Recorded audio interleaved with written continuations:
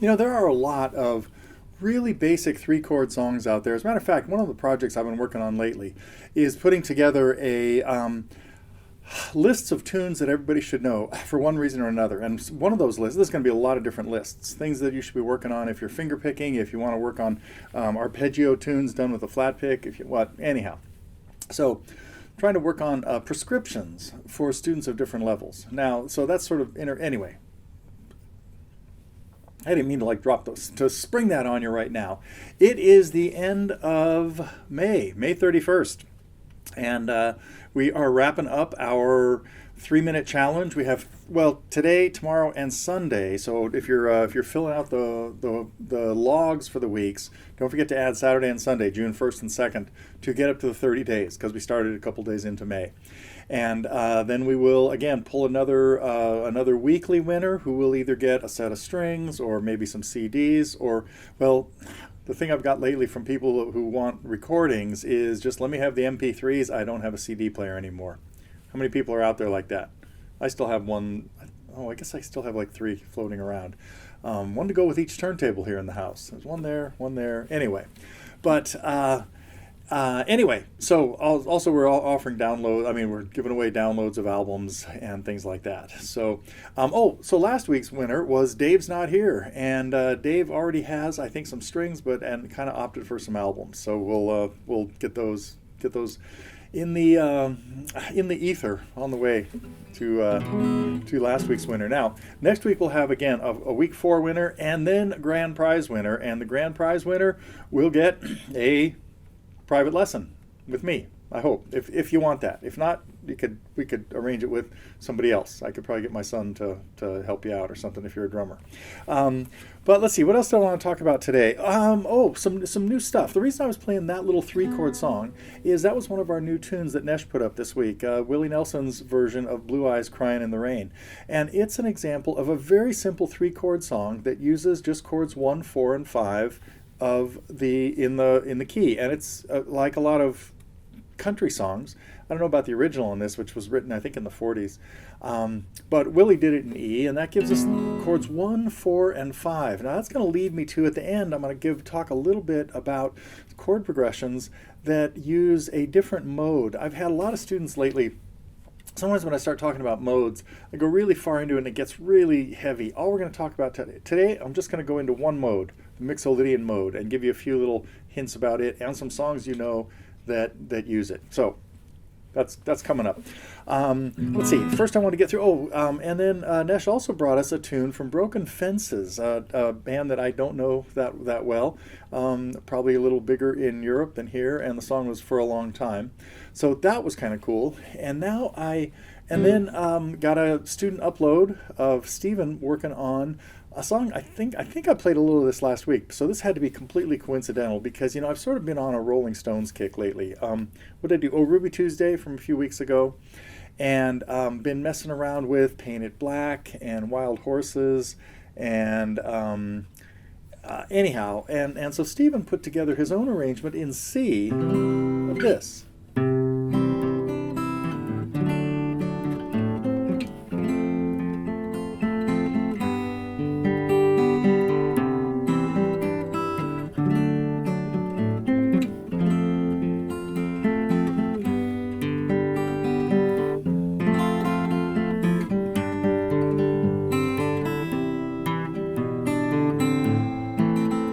This key, there's a problem there. We got to get to an F chord, and the melody note is an A. Now, most people are going to have a little trouble, probably a lot of trouble, playing an F chord and reaching that high A in there.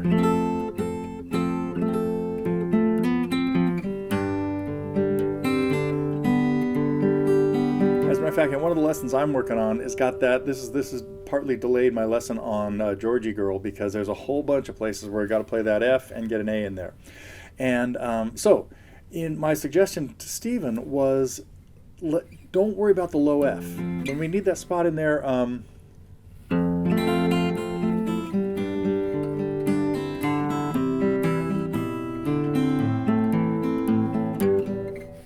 hit the low F, and then just get the 2 notes up there, C and an A, and the F an octave higher. And then for the second part of the melody, you could come back in with the low F. It also introduced the idea of another family of movable chords that can be really, really useful in spots, and that is the C family. That's what I use in this one.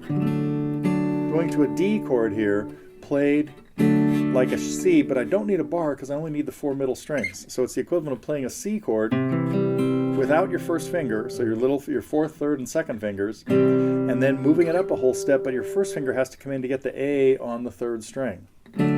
So I recommend you giving this a try, and it's also what I use in Over the Rainbow. Oh, what's the next chord? There it is.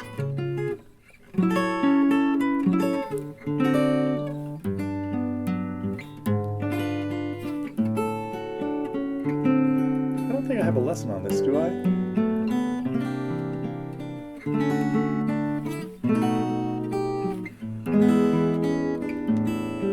So this is the way I put it. I did it on my album. Oops.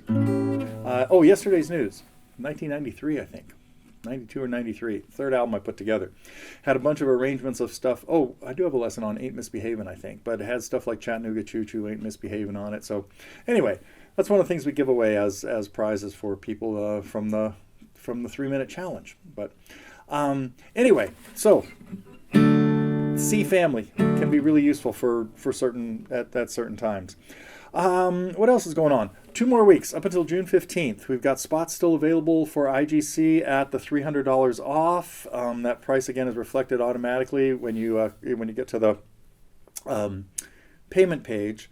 So we're only going to keep that in effect till June 15th. And so if you want to save $300 and join us, we've got spots available.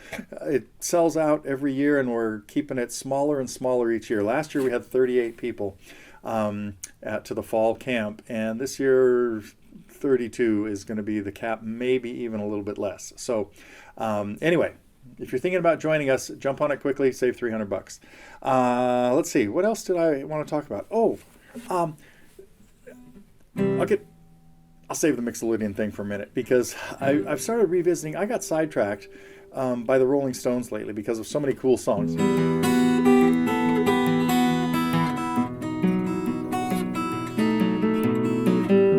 that I started working on, instrumental arrangements of those. And of course, I think it started with Ruby Tuesday. And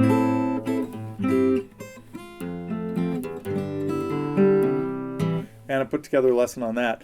But that made me start thinking about 4 or 5 others of theirs, including Wild Horses, maybe Angie, probably not. Paint It Black, Play with Fire. So anyhow, those are blocking, and that sort of derailed me from what I was working on before, which is things like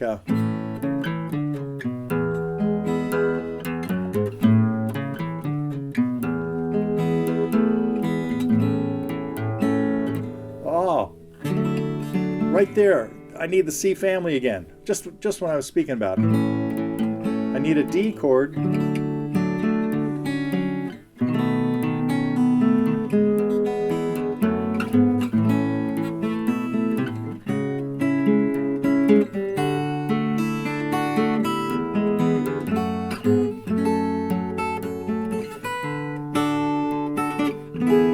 And there it is again. And again. Anyway, so I think the only one of those, I finished Bus Stop and something else. Ferry Cross the Mersey. And I dropped the ball on the Seekers tunes, Georgie Girl, and stuff like that. So I got to get back. I got to get focused. Maybe the 3-minute challenge. Well, I'll play for a lot more than 3 minutes every day. But anyway. So let's see, what else do I want to talk about? I think I'm ready to get to,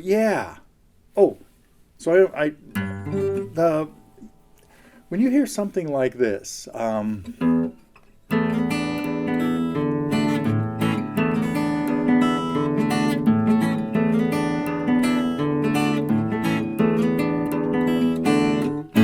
we're hearing a progression that is clearly revolving around E. Or back to my garage rock days of high school when everybody had to play this. And that's one of the first chords, first songs a lot of people learned as teenagers or kids in the 60s. And E, D, and A, but it's revolving around E. Now, I was just talking about the chord progression to Blue Eyes Crying in the Rain, which is E, A, and B7, 1, 4, and 5 in E. But Gloria, The Last Time, and lots of other songs, a lot of Born on the Bayou, revolve around E or E7 more specifically, and then also use an A chord, which is normal, but then a D chord instead of B7 or B. And so what we're really hearing is what seems like chords 1 and 4, E and A, but then a chord built on a flatted seventh, the note D in the key of E. Now, in an E major scale, D, the seventh note is D sharp. E, F sharp, G sharp, A, B, C sharp, D sharp, E. And chord 7 in a key is always a diminished chord. It'd be D sharp, A, D sharp, F sharp, A. I would play those three notes. There's my chord number 7 in the key of D, in the key of E. But if I don't play the D sharp and play D natural, I essentially have a D chord. And if I play my E scale, E, F sharp, G sharp, A, B, C sharp, D natural, I've done the equivalent of, I've flatted the seventh note of the major scale. That's what a Mixolydian scale is. The Mixolydian scale is just like the major scale with the half step, not the second half step, not between 7 and 8, but between 6 and 7. So the way to get to a major scale, a Mixolydian scale from the same major scale, like if we're talking about E major, which has 4 sharps in it, E Mixolydian has only 3, and the D sharp is changed to D natural. And what that does is it changes the chord that would have been diminished, D sharp diminished, to D major. So in the Mixolydian mode, the 3 major chords fall on steps 1, 4, and 7. Got enough fingers? And that, another way of looking at it is that those 3 chords, E, A, and D, are chords really from the major key of A. If we were in the key of A and wanted to play Blue Eyes Crying in the Rain, it'd be A, D, and E, 1, 4, and 5. But if I'm using those 3 chords and A is not feeling like the center E is, that's when we say we're in E Mixolydian rather than A major.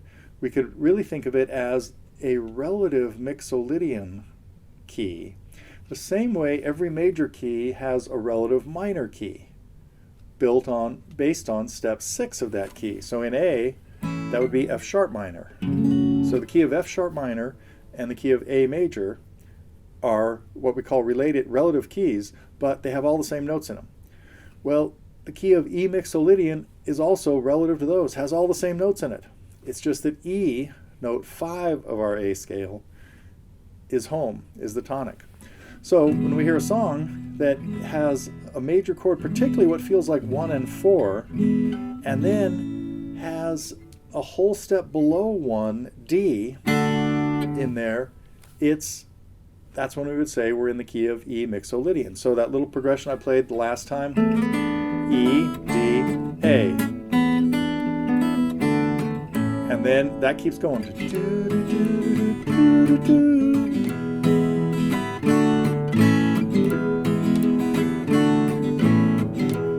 And then when it gets into the chorus, it goes to A, then it goes to D.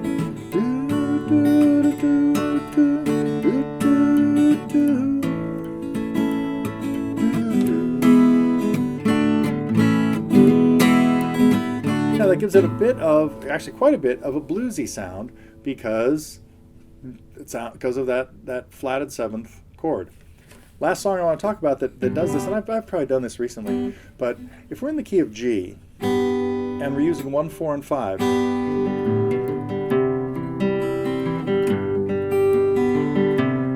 G to C 3 times, then to D, chord 5, and back to 1.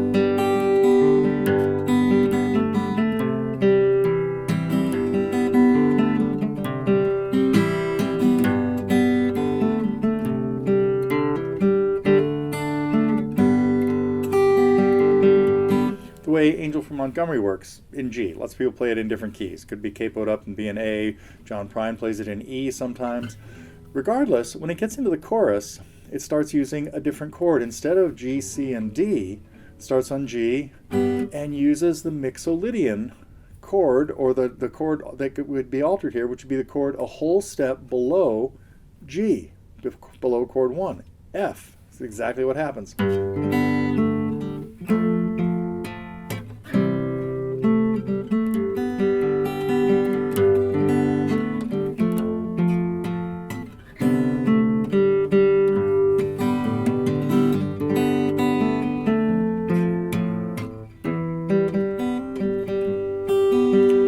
And after 3 lines of that,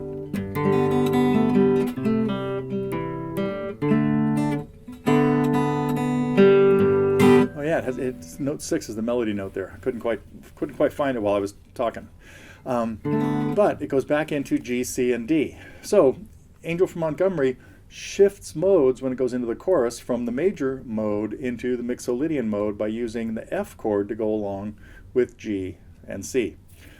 Okay, I think that is about what I wanted to talk about. Let me double check my list. Yeah, all 3 of those songs, Last Time, Gloria, Angel. Wow, the list is over. Let me play something.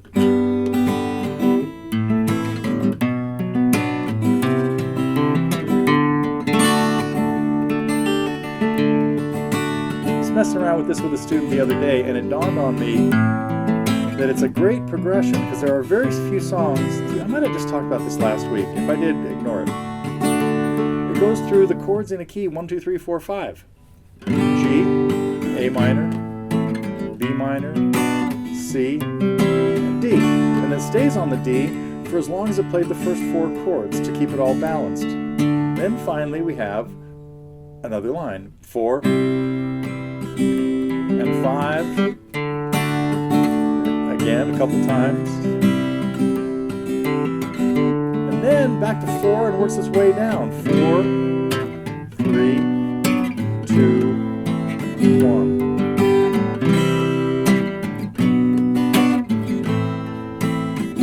Let's go to 2. 4, 5. Oh, now it goes into a 1, 4, 5 progression.